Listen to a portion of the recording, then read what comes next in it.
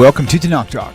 I'm your host, William Hall, broadcasting live from Kingsland, Texas, USA, with another episode of The How and Wow of Hebrew with Gavriel Aryeh Sanders. Today, we are going to be discussing a really fun, cute topic by a fun, cute guy.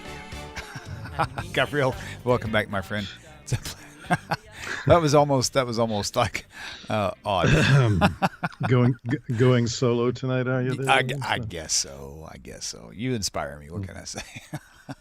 Well, you perspire me. So I perspire you. I see. We'll see. Inspiration without perspiration negates aspiration. Okay. Word. Think about that. Okay. That's going to get as they say in the old country, word, right? So, word.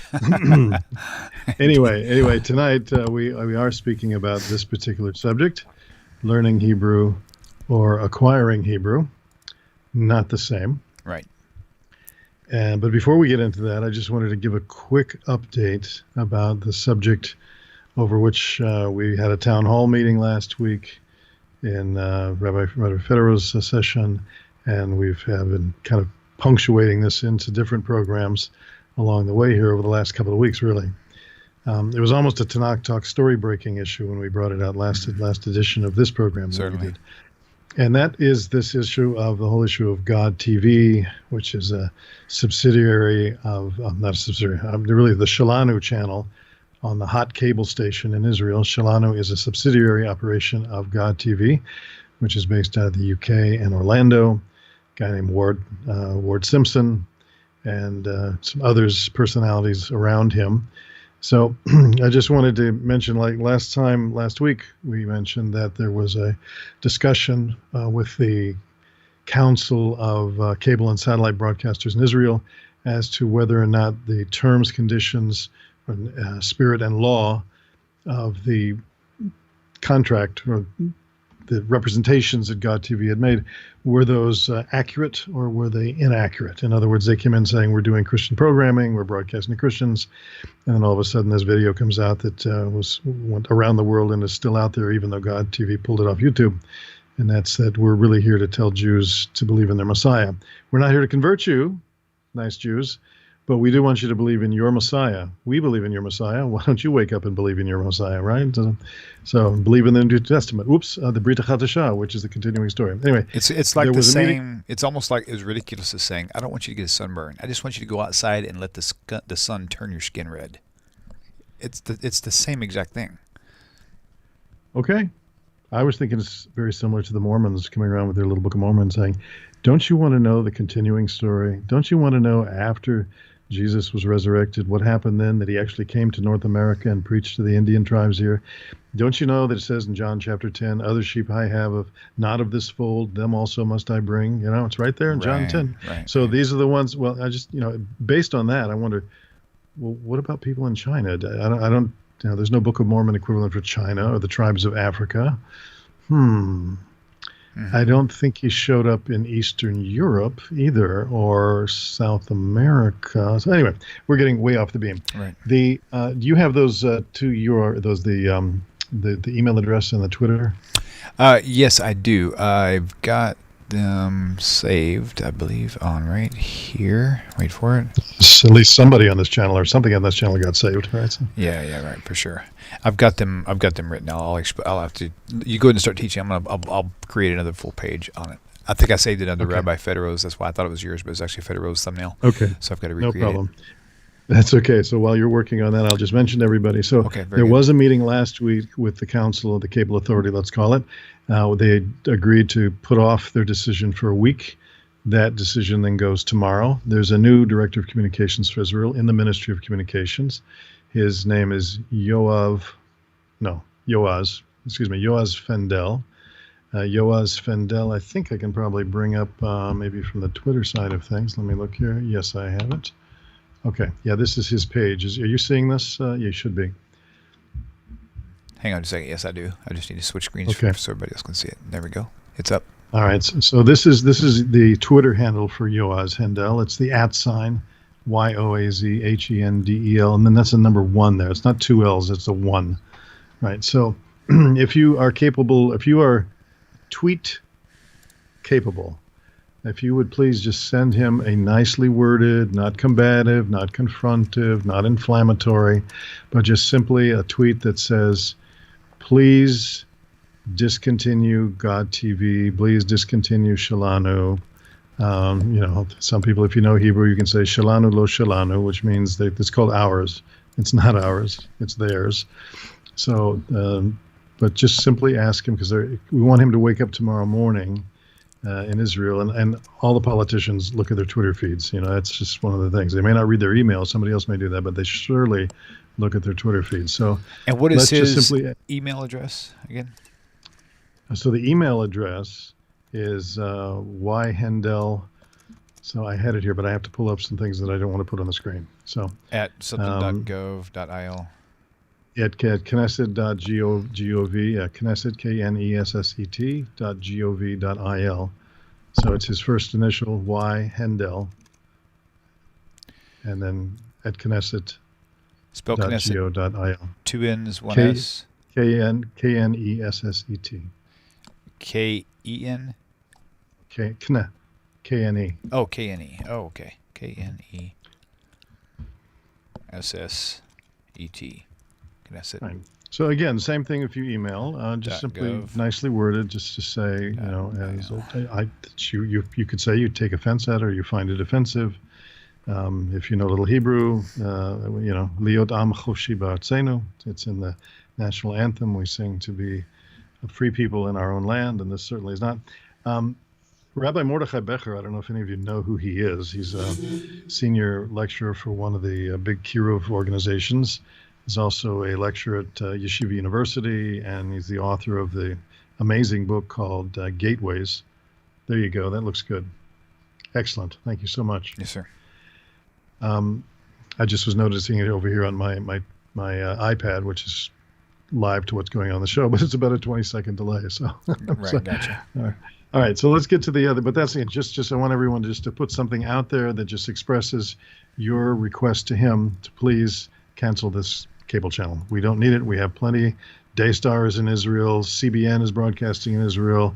I think Kenneth Copeland is in Israel. So right. we got all the big machers. We don't need anybody else here. So just let it be. Plus, this was going to be gospel programming in Hebrew toward Israelis. So let's just go back to the original default position. They said, you want to talk to Christians? Talk to Christians. Broadcast in Arabic, because most of the Christians in Israel, they know Arabic. Okay, so it's broadcast to Bethlehem and to Yafo and places like that. Okay, good. Now, back to our regularly scheduled programming, which is on the subject of learning Hebrew or acquiring Hebrew. I wanted to talk about this a little bit for some time, and really this applies to any language. So while we're going to be very Hebrew specific tonight, because I am as it says on the screen, your Hebrew language learning guide, this really applies to any language. And I'm going to give you a link toward the end to look at a YouTube video from a professor from Orange Coast College, who is a professor of Spanish. And he's actually working on his 7th language. And he tells you in the video how he's doing that. But before that, just something that touches on the significance of this week and also a little bit about the wow of Hebrew. Could you tell me, please, William, what is the relationship between what's on the right and what's on the left? They're mirror images of an ear. You're sorry. Two pictures on the far left and on the far right. Gotcha. Weights and balances. There you go. Uh-huh.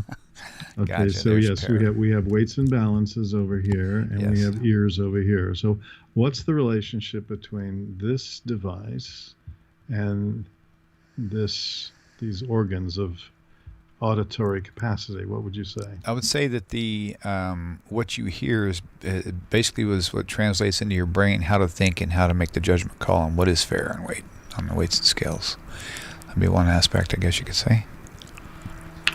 Well, let's hold comment until we get a little further into this. Okay. And first of all, what do we call these in Hebrew? One of them we call an ozen. The ears. Right. One of the ways I help people remember. Imagine it's an absolutely freezing winter night, somewhere up in Canada, like Nunavut. I'll have Nunavut, the province of Nunavut. Right. and that this is known as an ozen, and your ozen is frozen, right? You got a case of the frozen ozen, right? And the two of them together are called oznayim, oznayim, okay? Ears. That's what we say in Hebrew, ears. Ozen, oznayim. Well, what is this device over here called? This device over here is called moznayim. Now, that's very strange. This, and it's a biblical word, by the way. It's not a modern Hebrew word, moznayim. It's still used today in modern Hebrew.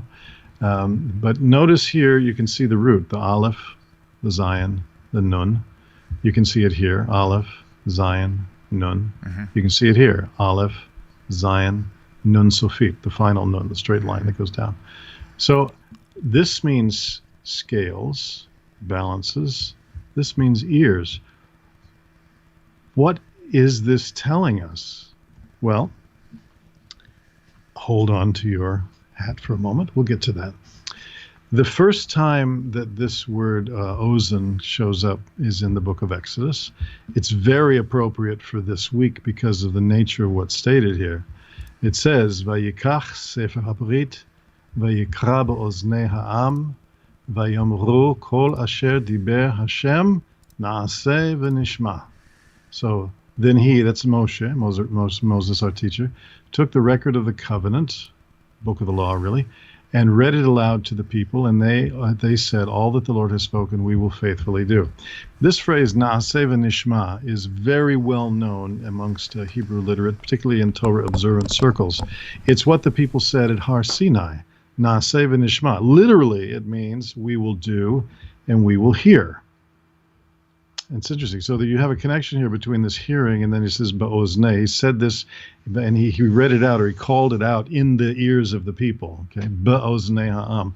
You say, well, what happened to a mem here? Isn't there a mem up here? What happened? That's a grammar point we're not going to talk about right now. It's called smichut, if anybody's familiar with that. You have noun plus noun. It's a masculine plural. So not to worry about that. We don't. Well, you already said too much, Sanders. Yeah, you're right. I did. What are you going to do? I happen to like to lift the hood and talk about how the engine works on language, but not everybody does. Nice. In fact, 96% of people don't. So problem is people like me, who are part of the 4%, end up being 100% of the language teachers, Right, boring, right. The 96% that just want to know, how do I get a falafel and where's there a bathroom, right? But this phrase, na'aseh v'nishma, is very interesting as far as how what this means in terms of this week. Because this week, what holiday do we have coming up at the end of this calendar week on the Jewish calendar? Shavuos, up all night. Yes, that's right, up all night. Shavuot, or Shavuos, as the Ashkenazim say, is coming up this week, starting on Thursday night. And we have this, when the people gathered by Har Sinai, this is what they said. It's a very interesting phrase, by the way, because na'aseh means we will do, and nishma means we will hear. That's literally what's said. Over here, it says that we will faithfully do. But isn't it normal that you would say we will hear and we will do? Right. Doesn't that make sense? Like, just tell me and I'll do it. Right. And they're basically saying, we'll do it, and then you can tell us all what it means. But we'll do it. So that's one interpretation of it. Also, nishma, the embedded in this word, and by the way, you can see the shema in here. Say shema Yisrael. Right. You can see the word shema here.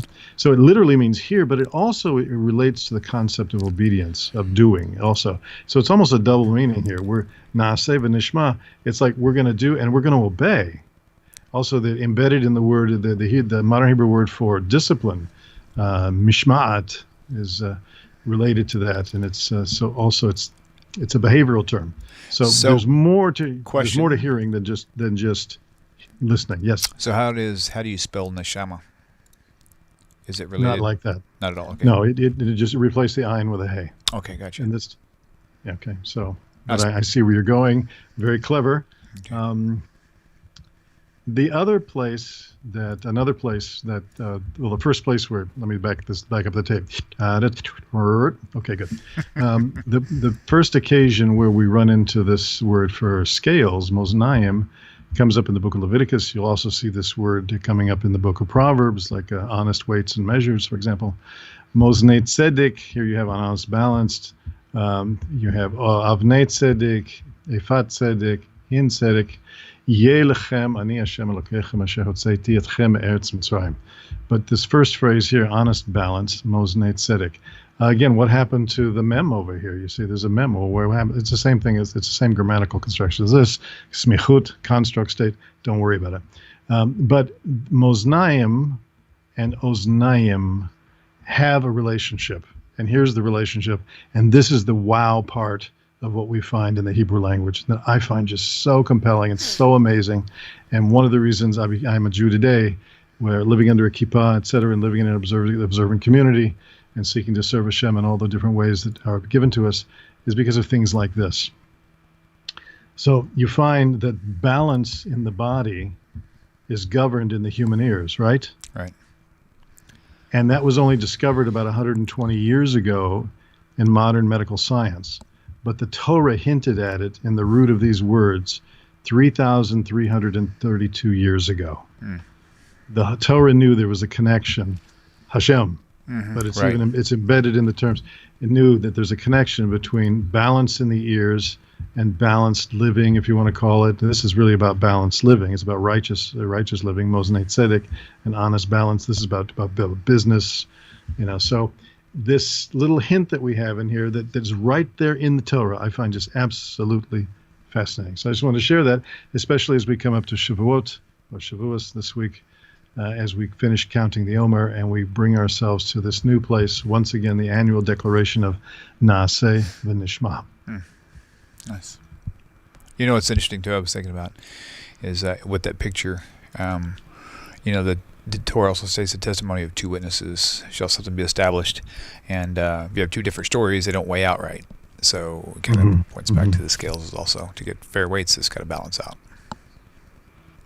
Well said, my brother. Gracias, amigo. So, tú eres tan amable. So here's the big question. What is the difference between learning language and acquiring language? We should even ask, is there a difference? Are these just two different ways of saying the same thing? Or is there something distinct about learning a language versus acquiring a language? Well, yeah, when you set out, you say, okay, this year I'm going to start learning Spanish. Well, then it's an intentional process.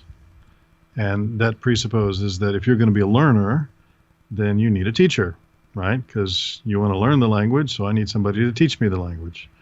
And that teacher is going to control the pace of the content, whatever grammar I'm going to study, the words I'm going to learn. And I have to get the rules down along with vocabulary. I have to get the rules down, and I need the teacher to help me put them together so I can come out with hopefully language that makes sense, right?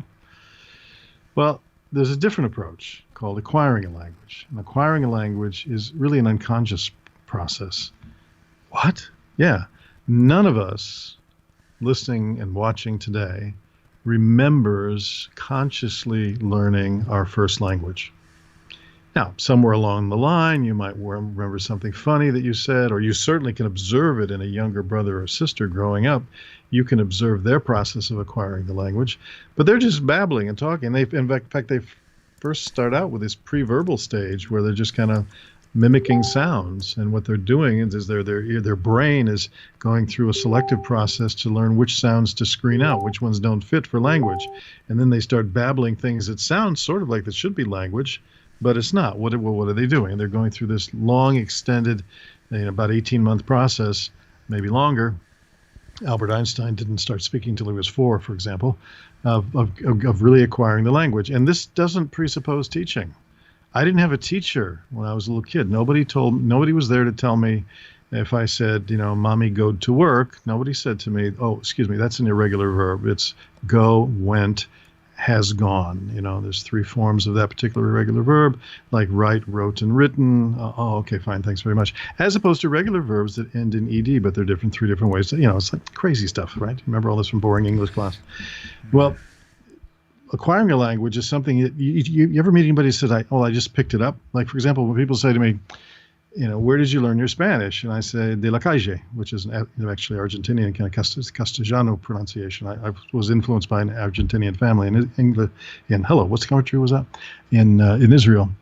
But I say basically from the street, which is really true. I took a little bit of Spanish from a teacher when I was in Costa Rica a few years ago, but a lot of the foundation was already there. I just kind of picked it up. So this presupposes a lot of input, and that's really what it's all about, is getting tons and tons of input. And the more input you get, the more output you can produce. But it's an unconscious and very comfortable process. And you, the learner, really control the pace of it based on how much you can saturate yourself in an environment of Hebrew. So, I wanted to ask you to play this little video here. So what do I do? Can you quickly set that up, or shall I quickly? If you can copy that link and send it to me in Messenger, or Facebook Messenger would be better, I think, because I don't think that's going to work. Can I put it here in the chat window? Yes, you can. Yes, you can. Okay, so let me try this. Did I just quit the screen? Yep. By the way. Yep, it went. It went. That's okay. So let me find the. This is loads and loads of fun here. Okay. Ladies and gentlemen, stay with us as we're trying to figure this out here on live broadcasting. In normal circumstances, if it was ABC, NBC, CBS, where I grew up as a kid, we would go to commercial right now, but we can't do that. So here's what I'm looking for right there. Okay, here you go. It's into the chat feature. There you go. You got it? Tell me that you did. Got it right there. And so now I've got to take this and move it over to here. Anyway, we all acquire language the same, and rather than just talk about, I'll go back to the screen sharing. Oh, you know what? Hold on, I forgot. You won't be able to hear it, but they will. Do you need to hear it? No, I don't need to hear it. So okay. It's very short. It's about 3 minutes. Okay, in that case, I'll tell you whenever it's done. Let me move this screen out of the way, and that way, yeah. Oh, it took the full screen. I didn't want to go full screen because now it's covering up everything. 1 second. I may just have to let it. Okay, let me just set up and say who this is. By the way, okay. This is important. This is really one of my great mentors. When I went to graduate school many years ago and studied second language acquisition, because I wanted to become an English teacher, which is what I did in what country was that to? In Israel. I keep forgetting where I was. What's my name again? Let me look here. Oh, Da Vinci. I studied the textbook, really, of this man you're seeing here, which is Dr. Stephen Krashen, who's professor of linguistics at University of California, Southern California, USC.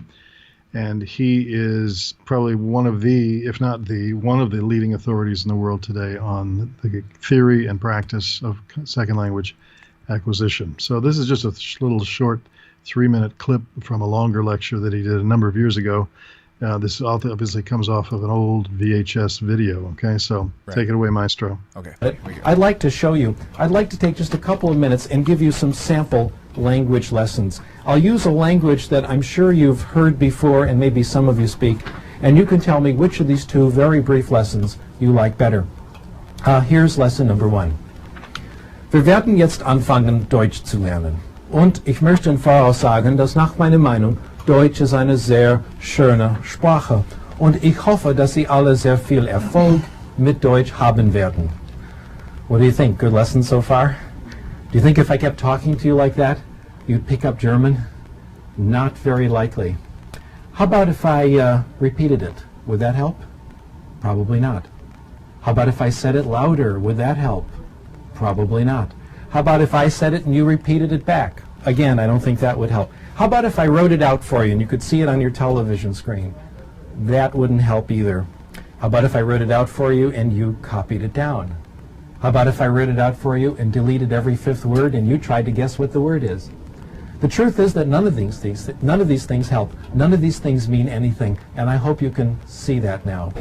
Here's lesson number 2. And for this, you have to watch me carefully. Das ist meine Hand. Verstehen Sie das? Hand? Everyone say, ja, I can hear you, even though it's a TV audience. Good. Kopf. Das ist mein Kopf. Verstehen Sie Kopf? Ja? Gut. Kopf. And here I'll draw a picture now. Kopf. Ist gut, ja? Schön. Kopf. Das ist Mr. Spock, ja? Mr. Spock hat 2 Ohren. Ohren. Verstehen Sie? Ohren. Er hat zwei Ohren. Okay, Mr. Spock. Ja? Ach, nein. Entschuldigung. Okay. Augen. Verstehen Sie? Augen? Augen. Wie viele Augen? 1, 2, 3 Augen. 3 Augen. Ist das richtig? 3 Augen? Nein. Wir haben nur 2 Augen. Mund. Verstehen Sie Mund? Und hier ist eine Zigarette, ja? Nein. Zigaretten sind nicht gut. If you understood lesson number 2, not every word, but more or less, I did everything necessary to teach you German.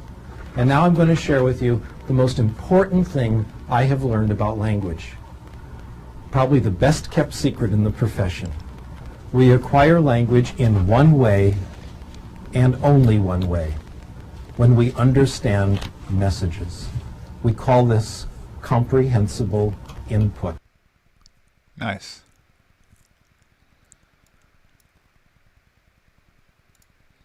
All right. You still with me? Oh, Gavriel? Okay, I'm here. Okay, good. I didn't know what happened there. I was on mute, so which is how my brain operates most Okay, of the time. now I need you to switch back. Oh, no, it's not you. It's not you at all. Let me switch back. There we go. Now I've got it the way it's supposed to be. Very good. Okay, very good. So, All right. So that's Dr. Krashen, and that's a little bit about comprehensible input. And if you can see the big slide that's on here now, can you? I can. It says, what is comprehensible input? Students should be able to understand the essence of what is being said or presented to them. Now, you didn't understand every single word he said in that second illustration of the German language. Maybe half. But But you understood a lot of it. Right. Because part of it was because he was going slowly, but he was illustrating. He was using, in other words, he's using some nonverbals. And also there was a component of what we call cognates. Cognates are words in one language that sound like and function the same as another, like Mund, like about mouth, for example. Cigarette. Yes, cigarette, exactly. So, and using the writing out the numbers and referring to them, so you can quickly learn them just with enough saturation. So Krashen said way back in 2003 that the evidence strongly supports a simple hypothesis. We acquire language in only one way, when we understand messages. That's what he said at the end here. That is when we obtain comprehensible input. Well, what's that?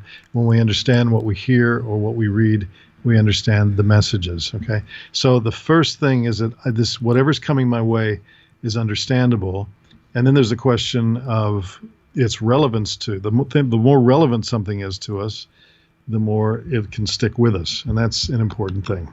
Now, he said also that language acquisition doesn't require, and this is revolutionary, by the way. Language teachers don't know what to do with this. Language acquisition does not require extensive use of conscious grammatical rules and does not require tedious drill. So if you were ever in a class anywhere where they said, okay, here is the sentence in the present. Now, William, would you please produce this sentence in the past? Okay, Alice, would you please produce it in the future? Okay, Tom, would you please do this in the conditional, but in the future, please? It's, what? That's wooden, tedious, unnatural. Acquisition requires meaningful interaction in the target language, natural communication in which speakers are concerned not with the form of their utterances, but with the messages they're conveying and understanding. So, for example, in my classes, when students make an error, which is a necessary part of their trajectory of growth, I don't correct them. I model the correct use of language, but I don't correct them. So if somebody said something that, for example, he ohev shokolad, and the correct form is he ohevet shokolad. Right. The feminine form. Right. Okay. But the person said he ohev shokolad. I would come back and say, Ken, he ohevet shokolad. Nachon, he ohevet shokolad. Because if I focus and make on the error, then the person gets that ugly feeling of, and then they're afraid to attempt to communicate. And in order to communicate in a second language, you absolutely, of necessity, must make mistakes. I've been speaking Hebrew for decades, and ad hayom hazeh, until this day, once in a while, I'll mess something up. it just happens. It's part of it not being part of me since I was 3 or 4 years old. I didn't start learning it until I was 24. Baruch Hashem, they tell me I speak a pretty good Hebrew, but sometimes, you're always thinking what you got to do. So here's a little bit of a quick difference between the two, between the acquisition side and the learning side. And forgive my gaze, I have another screen behind my laptop here, so I'm kind of looking up a little bit. There's this comprehension hypothesis, and there's a skill building hypothesis. A hypothesis basically means a theory, all right? And so acquisition is very much based on, do I have evidence through some affirmative, accessible way that you're understanding this? And sometimes I ask students, for example, to give me a nonverbal, a thumbs up, thumbs down. A couple of summers ago, I think it was, 2 summers ago, in Boston, I took a course at a language conference, a language teachers conference, and I spent 3 or 4 days with a lady named Linda Lee and about 200 others in the room, and we were working on Mandarin Chinese. And I can still remember her standing up and going, sure, but sure, sure, but sure, which meant, yes, no, right, wrong. That stuck in my mind because that constant repetition she did with that meaningful thing I wanted to know. I wanted to be able to give an affirmation.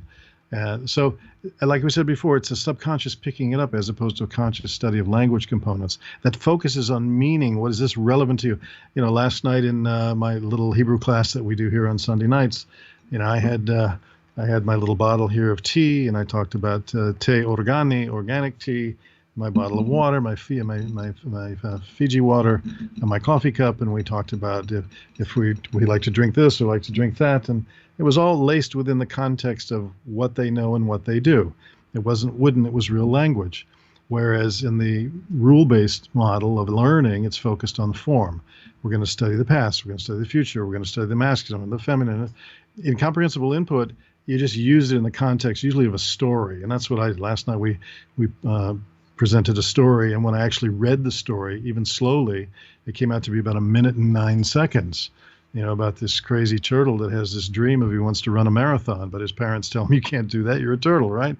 So he said, yeah, but I'm intelligent and I have an option. And his mother says, well, what's your option? And he says, well, I'm going to go to Costco. His father says, what do you need at Costco? And he says, well, at Costco, they got a hoverboard. So that's how I'll be in a marathon because I'll have a hoverboard. So, and also this nice little, it's a cute little story, right? And he uses very basic language. And I trick it out with all kinds of visuals. It takes a long time to put these things together, but they're so simple and comfortable to understand. And then, of course, I've got the Hebrew on the top and the English underneath, so you don't really have to struggle with trying to figure out what it is. And I provide it for them in forms that kind of flows in. That's how we do it. That's fun. It's acoustical. You have to hear it. Language is a very, very oral process, okay? Whereas language learning modeling is intellectual. You have to understand it. No, you don't have to understand the components. I just need to know that rotze means want.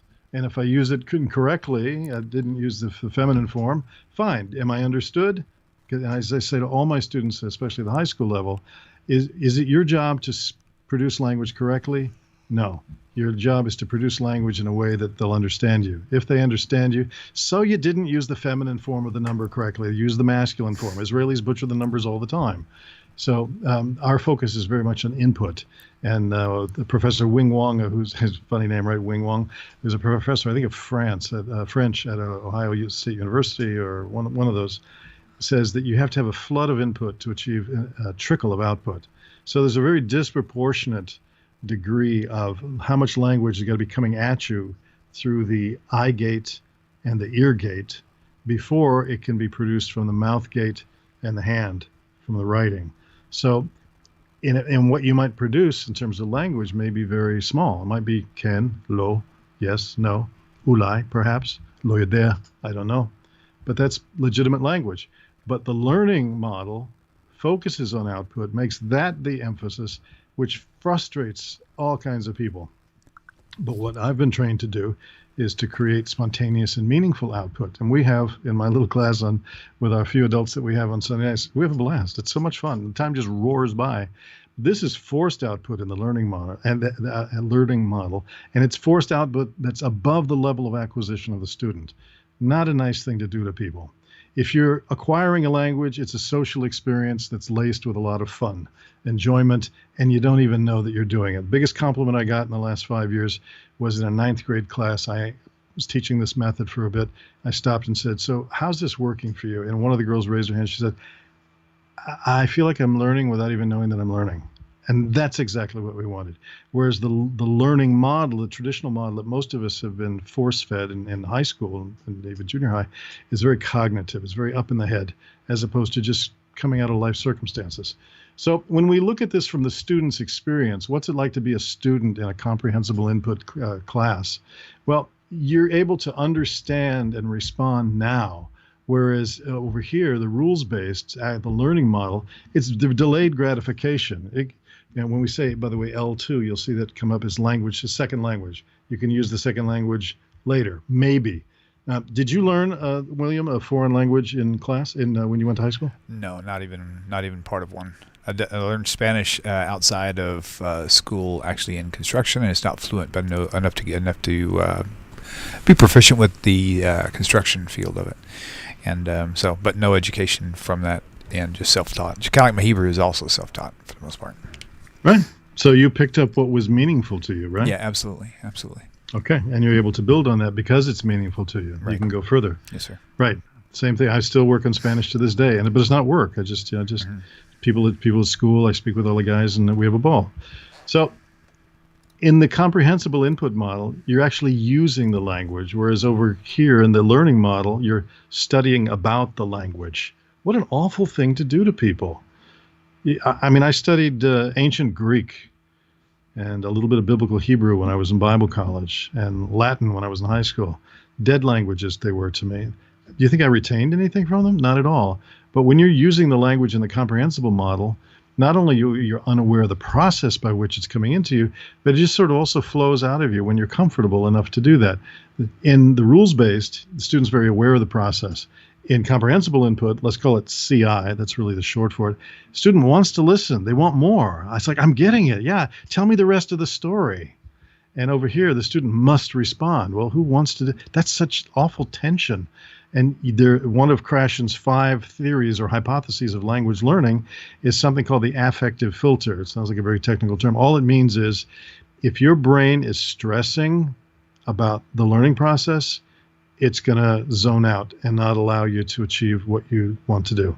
So concentrating more won't get you there. So when the teacher says, you just need to focus more, in a comprehensible input language classroom, you'd never have that feeling. You can use it now, whereas the other one, if you're lucky, you'll hold on to something you can use years down the line. You know, you studied high school French and you went to Paris on a trip 10 years later, and you could say, maybe get a bathroom, right? In comprehensible input, language has a feeling of correctness. I have a 14-year-old student. He's my superstar. He's been working with me for 2 years now. We began from nothing, and we began by shooting basketball hoops together. I'm not real good at it. He's really good at it, you know. Like he can do like 20, 30 in a row. He's that kind of basketball guy. And that's how we learned to count. And we learned all kinds of other terms like almost, and we just learned all kinds of different things of rejoinders that we employed through the process of just in the context of doing something I knew was meaningful to him, which was playing basketball. And who could get to 21, who could get to 11, whatever, that's how we did it. And he now has a sense of feeling the language. He said, well, I asked him the other day, why'd you say it that way? He said, well, that just felt like, I said, well, that was right. What you did was right, but you intuited it as opposed to he had to memorize and follow some grammar rules. It feels easy. Over in the other model, it feels difficult. Here you're speaking for a reason. Here you're practicing language to practice language, to practice practicing, really. What an awful experience. Here we've got repeated input. I make sure that I'm constantly recycling language. Recycling. So they're hearing it in this context, they're hearing it in this context, because that's what happens when you learned your first language. You were constantly hearing things that became very familiar to you. Go get the ball. No, the red one. Go get the red ball. And without even being able to say, I'm going to get the red ball, mother, stop telling me so many times, you got it. And over here, we have this emphasis on repeated output. This is automatic and non-rehearsed, where over here it's planned and scripted and kind of phony. Here it's spontaneous, and over here it's forced. Here it's short reactive answers. Ken, lo, lama, afo. And over here, it's premeditated expressions. I got to really sit down and figure it all out, write it all out. Here, the attention is on the message I'm receiving, and over here, it's on the structures that I'm supposed to be mastering. Here, it's on meaning-based interactions. Here, it's like near meaningless recall. Turn to the person next to you and tell them about your day in French. And you don't even know how to say day, right? Teacher speaks the target language. Here, students are forced to speak the target language. In a comprehensible input class, you're going to have about 90% of the time you're hearing the target language. With a little bit of English, maybe to explain something here and there. We have something called pop-up grammar. We might just quickly explain something about, oh, this is this, and it works like that, okay? Like yud mem sofit. Oh, that's a sign that it's a plural term, usually applied to masculine nouns, okay? It's a thing, it's in plural, and that's how it looks. Okay, fine. Attitude is critical in the comprehensible input. Over in the other one, it's aptitude that's so critical. Here, attendance, being there, is really crucial because everything is building on top of itself. And here, if you missed a class, okay, you get a worksheet to make up the missed class time. This really works for all students across the board. And over here, the other one, the learning model, only works with like the smart students, you know, the ones that seem to be at the top of the class. And you're sitting there going, I don't know what's going on. And in a comprehensible input classroom, you're digesting the language, and in the learning model, you're regurgitating the language. Which would you prefer, right? To digest your food where it becomes part of you, or to regurgitate it? So that's a little bit about that. By the way, I should just mention here really quickly, the source of this is from my friend and mentor, Bryce Hedstrom, who is a master in the realm of comprehensible input. So I'm not going to go through all this here. This is really from the teacher's point of view. My job as a teacher is to provide the comprehensible input, not to explain all the grammatical rules, to make sure it's interesting and not just based on rules and practice. It's compelling. It means something to you. It has relevance to you as opposed to forcing it. We use grammar as an aid to something immediate, like, oh, that's what this is. Here's how it works. Okay, fine. I said little to no error correction because I know that you have to go through a phase where there's something called interlanguage interference, where English is going to kind of seep its way into the Hebrew through some deep structure of syntax, how the word ordering or whatever, because the Hebrew word order is very flexible.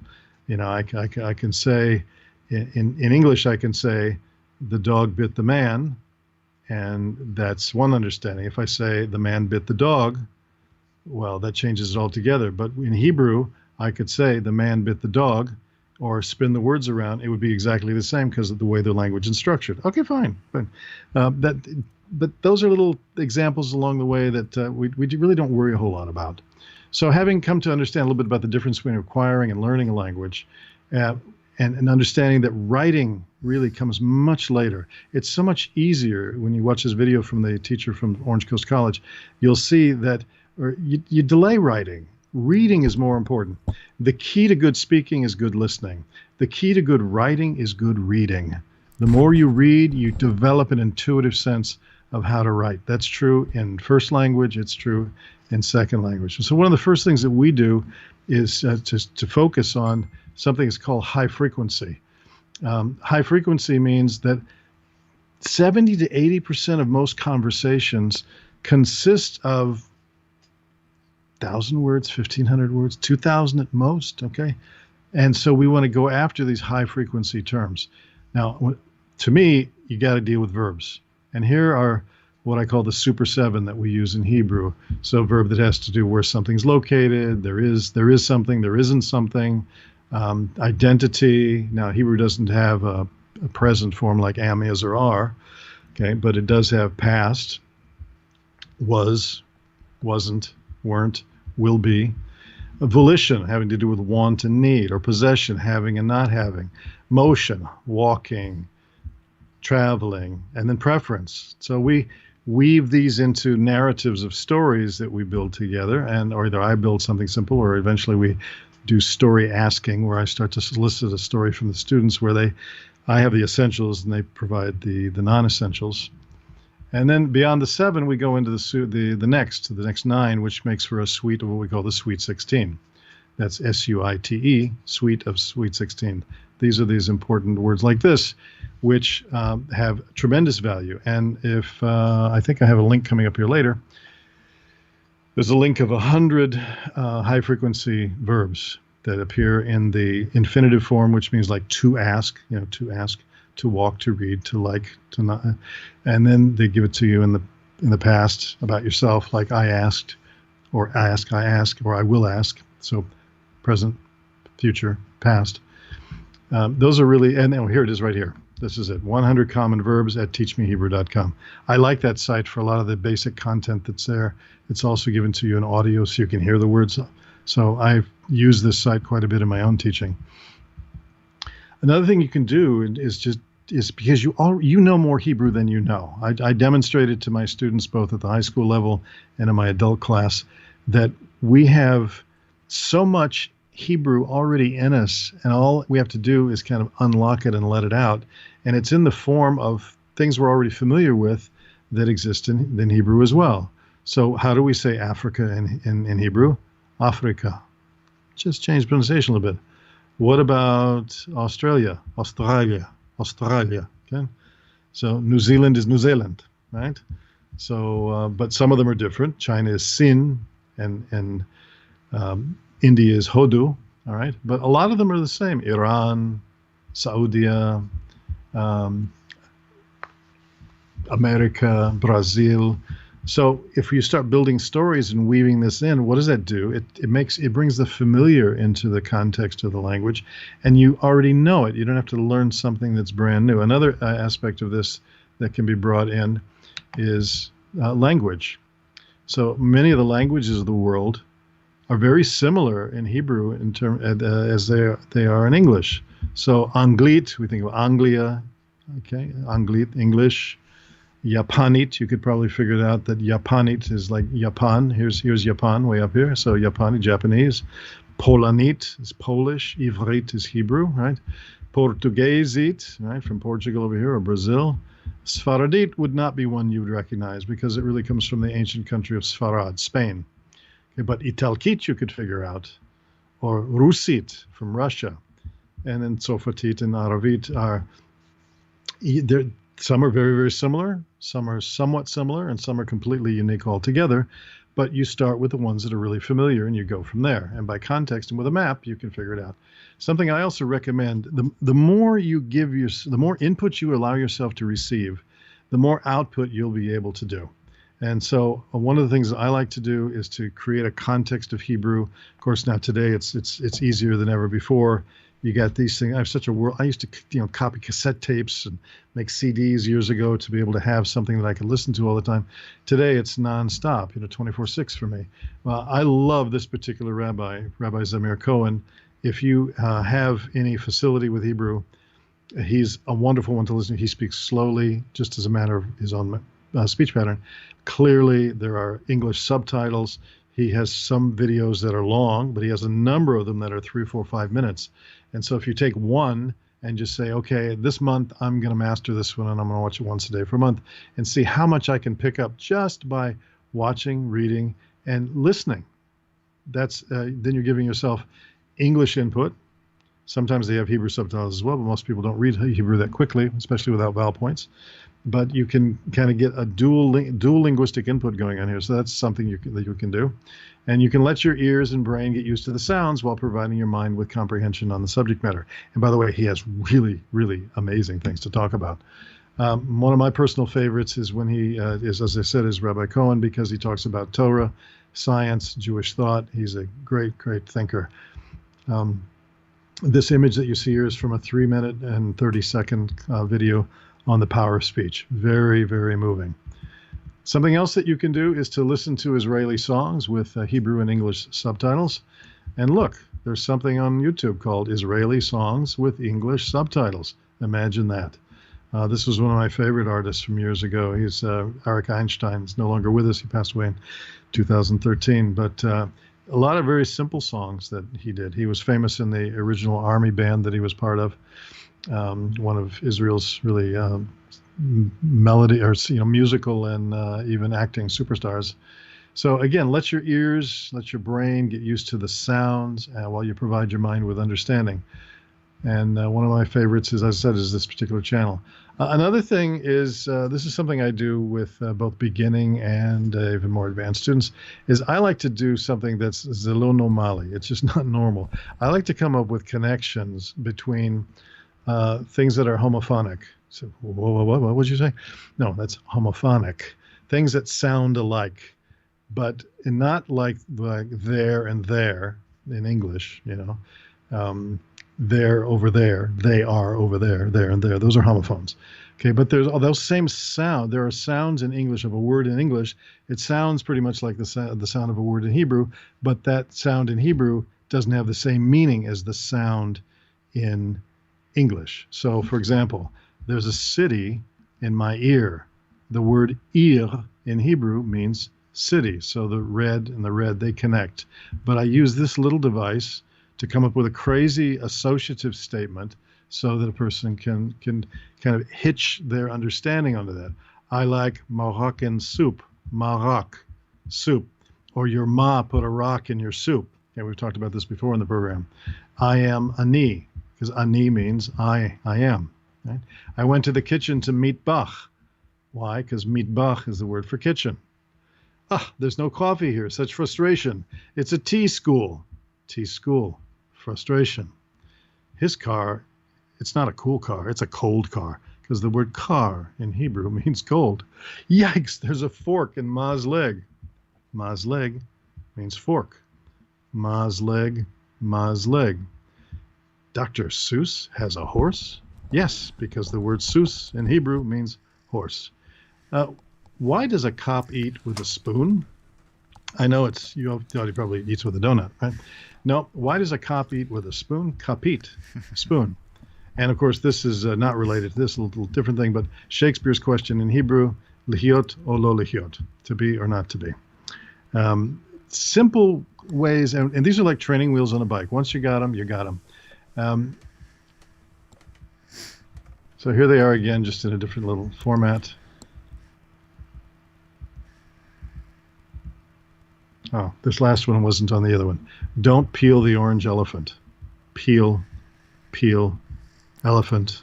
Okay, don't peel the orange elephant.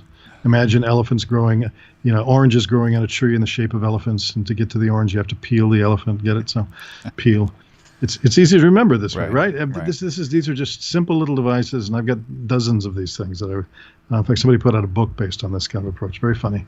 So as we bring this near a close, then for our intermediate and more advancing students, there's a website called pe'alim.com. Pe'alim means verbs in Hebrew, and these are very serious expansions on the Hebrew word, the root system. I like that a lot. I mentioned earlier in the program that there are great acquisition strategies from a teacher working on his seventh language. You can, if you want a copy of this, you can back up the video when it's loaded up to YouTube for replay on demand, or you can write it down now if you want to leave it up here for a minute. But it looks like some kind of language, doesn't it? Right. That's speaking in tongues. Here it is, right here on. So how to acquire any language, not just to learn it. It's about an hour video. Now, I don't know about anybody else. I tend to watch almost all YouTube content at 1.5 to 1.7 speed, depending on how fast or slowly the person's actually presenting, because I'm just busy. I also suggest if you're focusing on biblical texts, then do so with an interlinear translation. And here's a little piece from Sefer Bereshit, from the book of Genesis, Bereshit bara Elokim, and you can have the English underneath here. All right, and you really benefit from reading this particular way. So there's value if you're trying to get the sounds kind of comfortable on your lips and your speech apparatus. Let me back this up just a second. But also, you might want to be able to hear it. So I've given you another URL here that's from a website called archive.org. And I found a number of different kind of Hebrew-related from the biblical texts there, but this is the best one. There's another one that's been around for many, many years in native Israeli pronunciation, but it was actually done by an Israeli who became, I think, a Trappist monk a number of years ago. And he produced on cassette tapes. You can still hear the hiss in it. But this is a good one. It's very, very well done. I recommend this one. And here's an example of what the page looks like on archive.org. I have this bookmarked on my browser, And this is what it looks like. So when you come to Genesis, for example, you can see this is the runtime, 4 hours and 27 seconds. Okay. No, excuse me. Try that again. All right. 4 hours and 27 minutes and 17 seconds. Now, not all of the Tanakh is here, but almost all the Tanakh that you'd be interested in working on now is certainly here. You've got all the Torah, books of the Torah are here. You've got the Psalms, and these are actually chanted with a particular nusach or kind of how would you translate nusach? Like means like formula. There are different chanting styles, and he has one. Book of Proverbs, that's only an hour to go through. Ecclesiastes, all right, 12 little chapters. You can go through that in a little over half an hour. And he's not speaking quickly. It's very clear pronunciation. You want to spend just a little bit of time in Haggai, you could do that at Haggai. You do that at 7 minutes and 46 seconds here. So you've got a lot of options here with this, a lot of content. So you can just sit down, take the biblical text, for example, here in an interlinear. Your eyes can dip down periodically and pick up a word you're not sure of, and then weave those two things together of listening and reading things that are interesting and compelling to you. And that will give you quite a bit. So if you have any questions or comments about this particular edition of the program, I'm always happy to hear from you. Here's how you can reach me, and I'm very grateful for those who take the time. I'm considering starting, by the way, another small class, and the emphasis will be on the word small. The class we have on Sunday nights now is about 8 or 9 people, and I'm actually coming to the conclusion that 4 or 5, maybe 6, but 4 or 5 is a better way to do it, because we're only spending an hour. And smaller classes means you get much more of my focus. The pictures on the screen on Zoom are actually bigger, so I can see you better. Mm-hmm. But I'm thinking of starting another class. The prerequisite for my class is you at least know how to read. And I have a little form that I'll send you to fill out. So if anybody's interested, then coming up here in the summer, maybe mid-June or so, I'd be willing to start, because I'll have a little more time, be willing to start another class. And if you don't know how to read and you want to learn how to read, and that's something important to you, then we can also discuss that as well. Just send me an email, let me know, and we'll do what we can to be of assistance to you. So really a lot of fun to talk about this subject tonight. It's there it is in real time there. And here's, by the way, here's teachmehebrew.com. I mentioned that. You're seeing that. There's so much here. Here's the basic verbs. Here's 100 basic phrases, 500 basic Hebrew words, a bunch of dialogues here. Here's all the grammar that you'd ever want or not want. I don't particularly care for the song library. They're kind of not my style.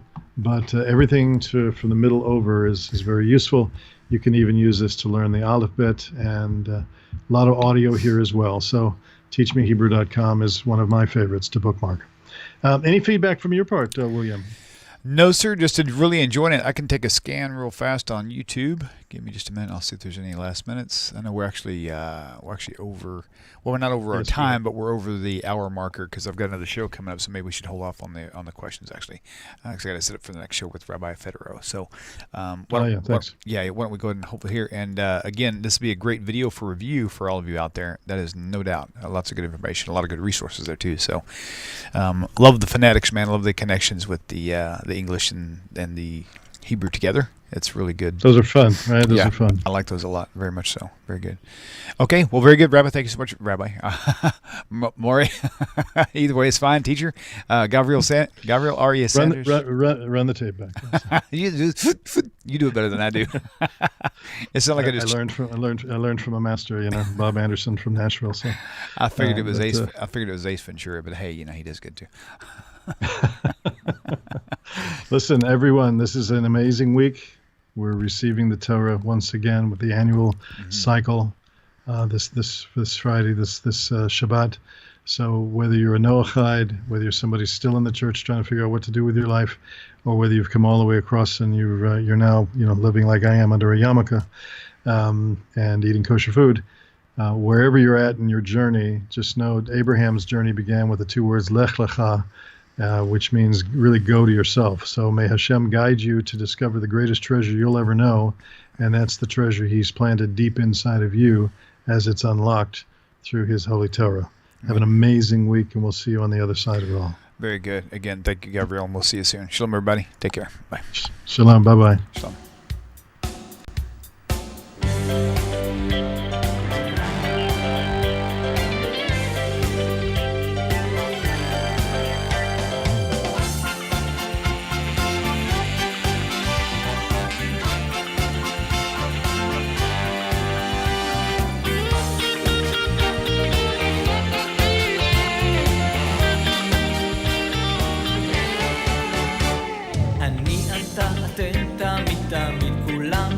אחד, חשוב מכל חשוב